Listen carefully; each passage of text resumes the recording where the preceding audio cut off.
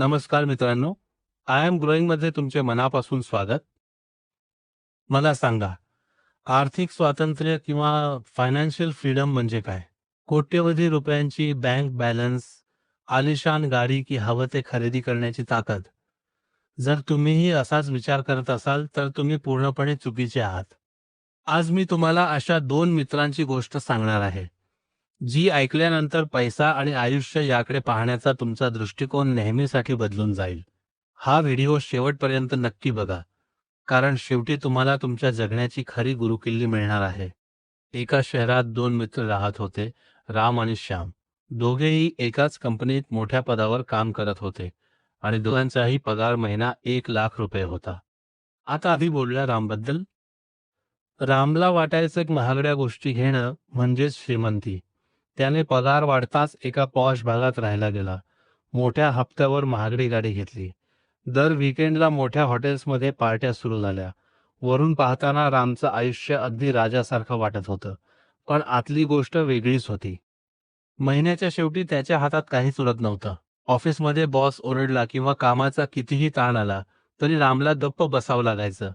कारण त्याला माहीत होतं, जर एका महिन्याचा पगार चुकला, तर गाडीचा आणि घराचा हप्ता थकेल आणि सगळी इज्जत जाईल. राम पैशांचा गुलाम झाला होता.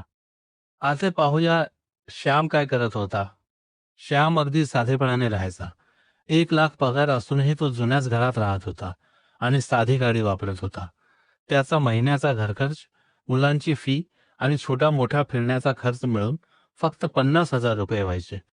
उरलेले 50,000 रुपये तो दरमहा शांतपणे चांगल्या शेअर्समध्ये, म्युच्युअल फंडमध्ये आणि काही सुरक्षित ठिकाणी गुंतवून ठेवत होता.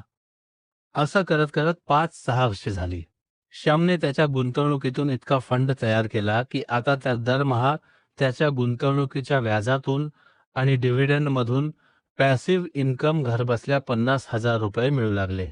म्हणजेच तो कामावर नाही गेला, तरी त्याचा घरखर्च आरामात चालणार होता. एक दिवस कंपनीत मोठी मंदी आली आणि बॉसने दोघांनाही बोलावून सांगितलं, कंपनीची परिस्थिती खराब आहे. तुम्हाला रात्री उशिरापर्यंत काम करावं लागेल आणि पगारही कमी होईल. हे ऐकून रामच्या पायाखालची जमीन सरकली. तो काळजीत पडला, कारण त्याच्या डोक्यावर कर्जाचे हप्ते होते. तो ताणाखाली आला.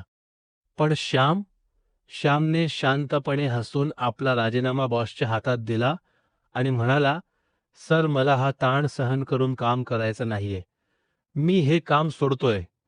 श्याम त्या दिवशी ऑफिसमधून बाहेर पडला, तो एक मुक्त माणूस म्हणून. मित्रांनो, या कथेवरून आपल्याला काय शिकायला मिळतं? खरी फायनान्शियल फ्रीडम म्हणजे कोट्यवधी रुपये असणं नव्हे, तर तुमचा महिन्याचा जो काही मूलभूत खर्च आहे बघा, 50,000 रुपये, तो खर्च तुम्ही काम न करता जेव्हा तुमच्या गुंतवणुकीतून निघायला लागतो, त्याला म्हणतात खरं आर्थिक स्वातंत्र्य.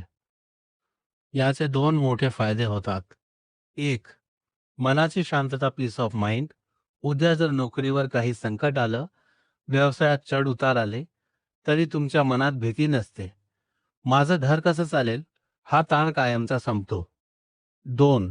मोठी झेप घेण्याची ताकद, रिस्क टेकिंग ॲबिलिटी. जेव्हा माणसाच्या पाठीशी अशा पैशांचं सुरक्षा कवच असतं, तेव्हाच तो आयुष्यात काहीतरी नवीन, मोठा व्यवसाय किंवा स्वतःची आवड जपण्याचे धाडस करू शकतो.